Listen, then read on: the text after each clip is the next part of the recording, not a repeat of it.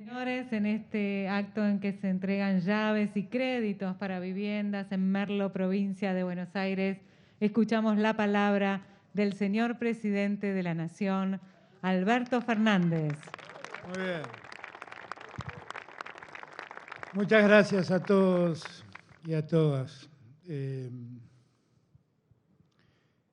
A mí me causa particular alegría participar de estos actos donde le damos a familias una casa, que, como bien dijo Axel, no se la damos, la están comprando con el esfuerzo de ellos, pagándola en cuota. Lo único que hacemos es que el Estado haga accesible para todos ustedes el acceso a estas viviendas, porque esto el mercado no lo hace. El mercado no hace esto. El mercado no piensa en eso. Piensa en otras cosas. Algunos creyeron que esto lo resolvía el mercado y entonces crearon los créditos UBA. Y lo único que hicieron fue traerle un enorme problema a la gente que tomaron esos créditos. Nosotros creemos que el Estado tiene que estar muy presente acompañando a los que necesitan una casa. Porque en los tiempos en los que vivimos, tener un techo donde cobijar a la familia es un derecho humano, no es otra cosa. Y son derechos que no damos, son derechos que merecen, son derechos que tienen. Yo tengo hoy aquí a una Evita que me regaló Juanchi alguna vez, hoy 26 de julio, y tengo por Evita una admiración inmensa. Evita fue una mujer enorme en la historia argentina. Piensen ustedes solamente que estuvo en el escenario público solamente 7 años, y 7 años le bastaron para pasar a la eternidad, para que nunca más nadie la olvide, y para que todos levantemos su bandera, levantemos sus discursos, sus palabras, sus compromisos, y los hagamos propios. 7 años estuvo solamente en el escenario público. Y esa frase que todos repetimos, donde hay una necesidad y un derecho, lo que está diciendo es que los derechos no se dan, los derechos existen y simplemente se reconocen.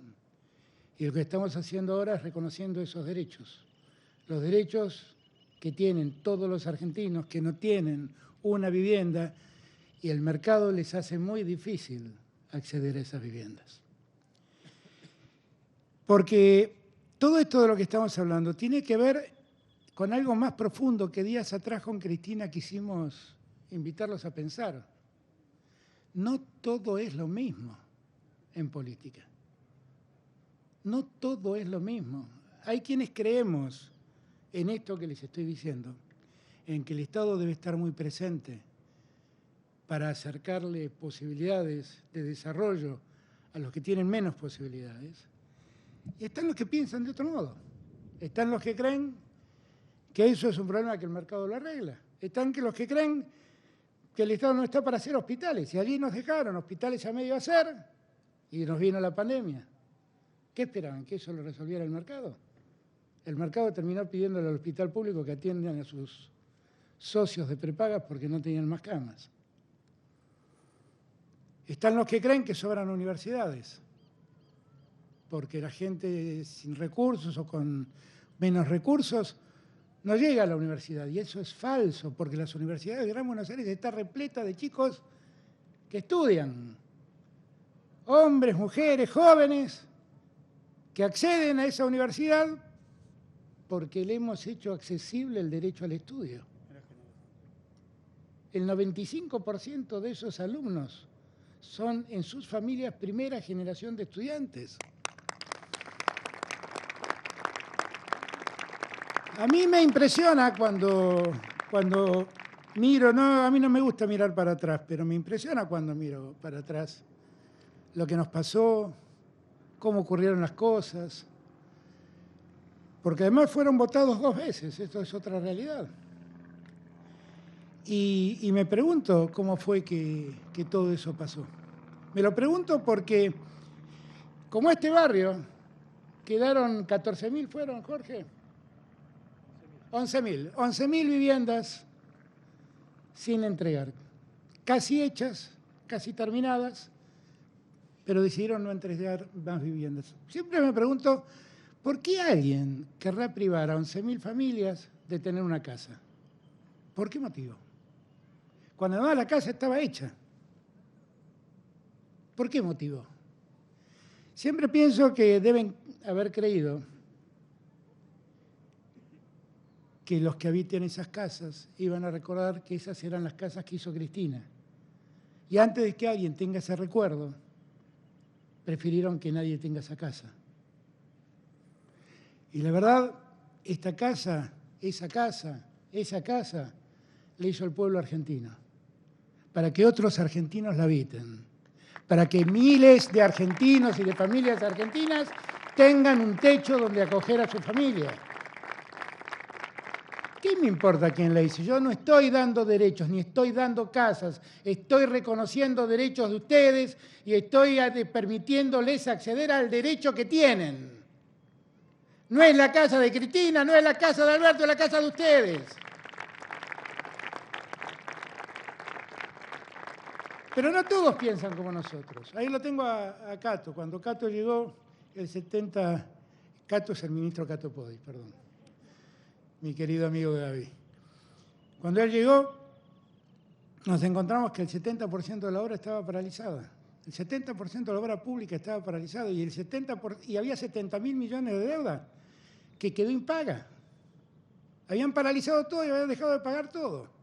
Habían inventado un sistema que era ese de participación público-privada, que cuando lo desmontamos y llamamos a licitación a las obras, descubrimos que estaban gastando 3 veces lo que las obras objetivamente costaban.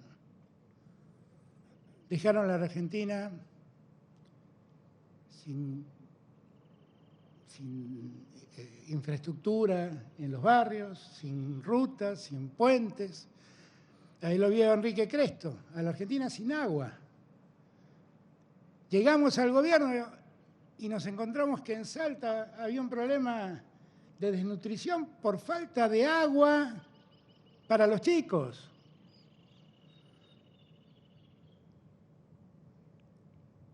Y no dijimos nada, no denunciamos a nadie. Nos arremangamos y nos pusimos a trabajar y pusimos en marcha la obra pública. La obra pública y la construcción de viviendas, cosas que había dicho yo en campaña, conjunto a Cristina. Dijimos, vamos a poner a la obra pública y a la construcción de viviendas como un gran motorizador de la economía. Porque cuando una vivienda se construye, miren, ahí hay ladrillos argentinos, cemento argentino, vidrios argentinos, hay acero argentino, hay hierro argentino. Y detrás de todo eso hay argentinos que trabajan. Como bien decía Jorge, detrás de cada una de esas casas genera 3 puestos de trabajo. Pero detrás hay una infinidad de trabajadores que han permitido que esa casa se construya. Me acuerdo en la campaña, cuando visité Misiones, y el presidente de la Federación de la Industria Maderera me dijo, estamos listos porque no se construye nada. No vendemos muebles, no construimos casas, no sabemos qué hacer. Y ahora todos ellos están activos, pujantes, en gran medida porque la construcción de viviendas y la obra pública los ha convocado a trabajar. Hay formas de ver la política y hay formas de encarar el futuro, después de una tragedia tan enorme como la que hemos vivido, que es la tragedia de la pandemia. Algunos casi celebraban las muertes, nosotros sabemos lo imposible por impedirlas. Y trabajamos incansablemente. Si ustedes me preguntan cómo fue este año y medio, yo digo, miren, tuvimos que sortear un montón de problemas que se potenciaban como problemas porque habían dejado todo a medio hacer o habían dejado de hacer o no les había importado hacer. Por eso tuvimos que construir hospitales y por eso tuvimos que construir hospitales móviles en toda la Argentina y por eso tuvimos que salir a buscar 4.000 respiradores y por eso tuvimos que poner 4.000 camas de terapia intensiva, porque no les importaba. no había, simplemente no les importaba. Y fuimos con urgencia, y un día, en el medio de todo eso, teníamos que resolver el problema de los acreedores, porque además nos habían dejado una deuda con acreedores privadas cercana a los 70.000 millones de dólares, y fuimos y negociamos con firmeza. Y logramos que al cabo de 10 años la Argentina se ahorre más de 30.000 millones de dólares como consecuencia de ese acuerdo. ¿Y por qué negociamos con firmeza? Porque negociamos pensando en los argentinos. Con la misma firmeza negociamos la contratación de vacunas. Y fuimos de los primeros países en el mundo en empezar a vacunar. Y somos de los países que con más velocidad está vacunando hoy en día. Y peleamos cada vacuna que llega a la Argentina. ¿Está mal? No, está bien, es por ustedes que peleamos.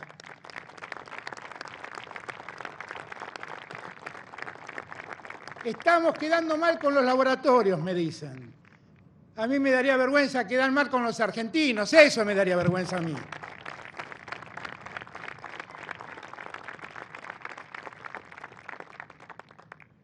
Prendo cada 2 por 3 la tele y siempre hay uno que contrajo la deuda y me explica que rápidamente tengo que acordar con el fondo. Un fondo que no era un problema en el año 2015. No era un problema, no lo teníamos ese problema.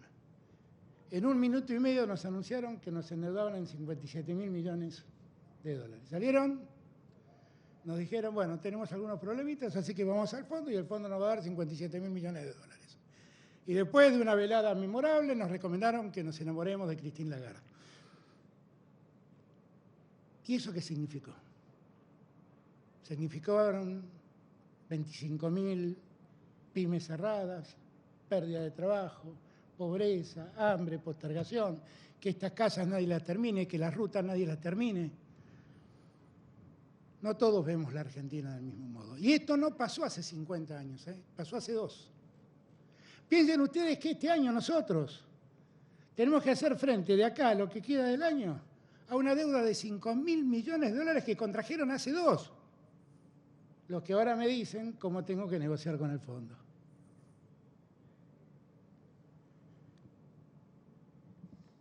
Digo todas estas cosas solo para convocarlos a la épica del día después. Pues estamos vacunando a todos y a todas. Empezamos por los que eran más frágiles, los adultos mayores. Vacunamos prácticamente al 100% de los adultos mayores. Y ustedes ven hoy, cuando ven los fallecimientos que el coronavirus causa, que prácticamente no hay adultos mayores, porque los cuidamos. Los cuidamos cuando les pedimos que se queden en sus casas, los cuidamos cuando empezó el proceso de vacunación, los cuidamos cuando hicimos gratis sus medicamentos, los cuidamos. Nos decían hace un mes atrás, los más jóvenes van a tener que esperar mucho para ser vacunados. Empiezan a vacunarse ahora. Nos preocupan también los jóvenes porque todos queremos vivir la vida que queremos. Todos soñamos vivir la vida que queremos. Esa vida que nos permite abrazarnos. Esa vida que nos permite compartir con un amigo, con una amiga, con nuestras familias, padres, hijos, abuelos, abuelas. Volver al colegio, volver a las guitarreadas, volver al asado, volver al fútbol. Pero cuando tengamos la oportunidad, porque la vacuna nos lo permita, de cruzar esa puerta de salida que está tan cerca, ¿cuál es la vida que vamos a querer? ¿Vamos a querer una vida que tenga un Estado que a todos cuiden? Que tenga un Estado que a todos ampare, o vamos a tener la vida que nos proponen otros que nos dicen que sobran 20 millones de argentinos en el país? Vamos a querer la vida de un Estado que entre los bancos y la gente elige a la gente, o las que eligen a los bancos. Que entre el industrial que invierte y produce esté el Estado ayudándolo, o que ese Estado siga promoviendo, como se promovió durante muchos años, la especulación financiera. ¿Qué Estado vamos a querer? ¿El Estado que se arrodille y pide que nos enamoremos de los funcionarios del fondo? ¿O el Estado que se plante, se ponga de pie y le diga al fondo, a los argentinos no los hago sufrir? ¿Qué Estado vamos a querer? ¿Qué país vamos a querer? ¿Vamos a querer un país donde la educación pública para algunos sea caer en una desgracia? ¿O vamos a vivir en un país donde la educación pública vuelva a ser y es el orgullo que siempre ha sido? Todos somos hijos de la educación pública, los que estamos acá. Y fue uno de los mayores logros que tuvo la Argentina. ¿Qué vamos a hacer? ¿Cerrar universidades o seguir abriéndolas? ¿Qué vamos a hacer? ¿Cerrar colegios o seguir abriéndolos? ¿Qué vamos a hacer? ¿Cerrar jardines o seguir abriéndolos? Nosotros vamos a seguir abriendo la educación para que todos y todas las argentinas sigan educándose, porque en los tiempos que vivimos, la educación y la inteligencia es lo que hace rico a las sociedades. Las sociedades más ricas son las que han promovido la educación, la ciencia y la tecnología. Y nosotros estamos haciendo eso, cuidando a cada uno y a cada una de ustedes. No es que lo hacemos por una campaña, así nos han criado. Somos los hijos de Perón y de Evita. Somos los hijos de los que salieron a la calle a reclamar por ese coronel del pueblo que solo estaba encerrado en la isla Martín García porque se le había ocurrido reconocerle derechos a los que trabajaban. Somos los hijos de esa Evita que reclamaba que esos derechos nunca dejen de reconocerse. Somos los hijos de ese Perón y de esa Evita que dijeron que el Estado debía estar presente para arbitrar donde la desigualdad existe. El mérito tiene mucho que ver en el desarrollo de todos nosotros. Pero para que el mérito pueda desarrollarse, todos debemos tener condiciones iguales para poder obtener nuestros logros. Porque no le cuesta lo mismo al hijo de un trabajador convertirse en médico que convertirse en médico al hijo de un banquero. No le cuesta lo mismo, no es igual. Y no me vengan a hablar de méritos, hablo de oportunidades. Y nosotros necesitamos un Estado que iguale oportunidades, que le dé a todos la oportunidad de crecer y desarrollarse. Y yo humildemente, lo recordé el sábado pasado, cuando Néstor llegó al gobierno, mi querido Néstor, solía abrir los brazos en actos multitudinarios, como hoy no podemos hacer, y decía, ayuden a este pobre pingüino.